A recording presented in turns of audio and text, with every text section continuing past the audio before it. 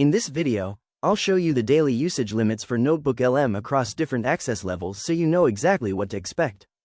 I'm starting on the main dashboard and navigating to the Help Center to view the current usage limits table.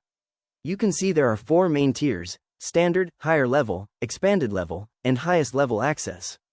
Looking at the chat limits, I start with 50 daily chats on standard, which scales all the way up to 5,000 for the highest tier. For audio and video overviews, the standard plan provides 3 of each per day, while the highest level access increases these to 220 respectively.